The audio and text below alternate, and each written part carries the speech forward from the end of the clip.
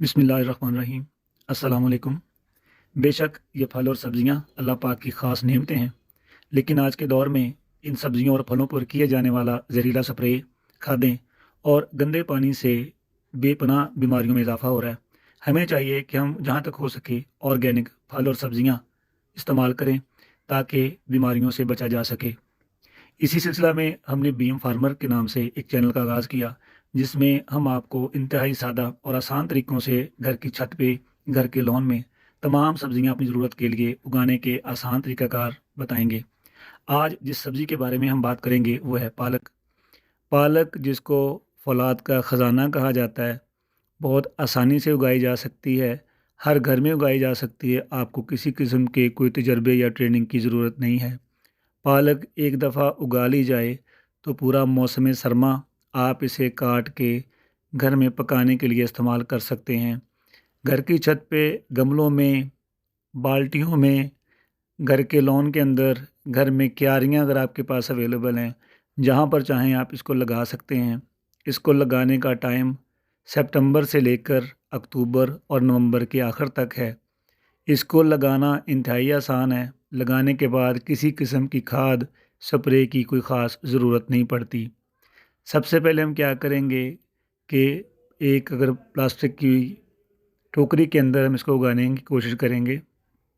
अभी देखें मेरे पास ये पालक का बीज है जो मैंने बाज़ार से लिया है। गल्ला मंडी से तमाम तर सब्जियों के बीज बआसानी मिल जाते हैं। इसका कलर गुलाबी या सुर्ख नहीं होता। ये इनको एक मेडिसिन लगी होती है ताकि इसको फंगस ना लगे। इस तरह से ये बीज रेड कलर में होगा या रेड कलर में नहीं भी है तो फिर भी ये बीज बिल्कुल ठीक है। सबसे पहले हम क्या करेंगे कि पालक के बीज को जहाँ पर हम उगाना चाहते हैं उसके ऊपर इस तरह से इसको बिखेर देंगे। इसको बिखेरने के बाद इसके ऊपर हम मिट्टी डाल देंगे। याद रखें मिट्टी ऊपर बहुत ज़्यादा नहीं डालनी, हल्की सी मिट्टी डालनी है कि बस बीज छुप जाएं। हमने करना ये है कि हमारे पास जहाँ पर भी हम इस मिट्टी के अंदर इसको काश्त करें उसमें नमी लाजमी होनी चाहिए। आप नमी बनाने के लिए क्या करेंगे कि आप अगर खुश्क मिट्टी है तो मिट्टी इस तरह पॉट में डाल के पहले पानी लगा दें।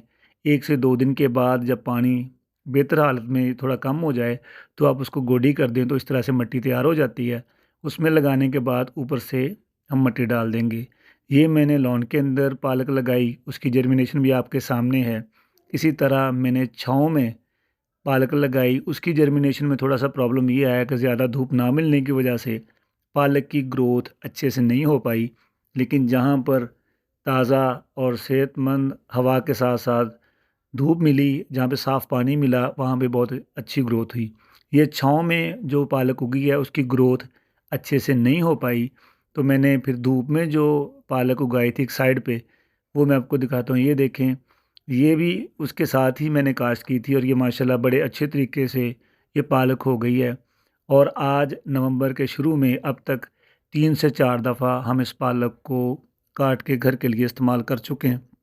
याद रखें इसके अंदर ये उगने वाले घास और दीगर जड़ी बूटियों से आपने परेशान नहीं होना, क्योंकि इनके ऊपर अगर हम स्प्रे कर देंगे तो हमारा ऑर्गेनिक सब्जियों का जो मकसद है वही ख़त्म हो जाएगा।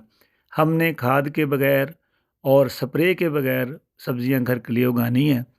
कोशिश करें कि आप अपने घर में, अपने घर के आसपास जहाँ पर भी आपको जगह मिले, आप तजर्बे के तौर पे एक दफ़ा ज़रूर इसको काश्त करें। और यकीन करें इंशाल्लाह एक दफ़ा जब आप इसे काश्त करना शुरू करेंगे तो हर साल काश्त किया करेंगे। अगर आपको मेरी कोशिश अच्छी लगी तो चैनल को सब्सक्राइब और बेल आइकॉन दबा दें। बहुत बहुत शुक्रिया। अस्सलाम वालेकुम।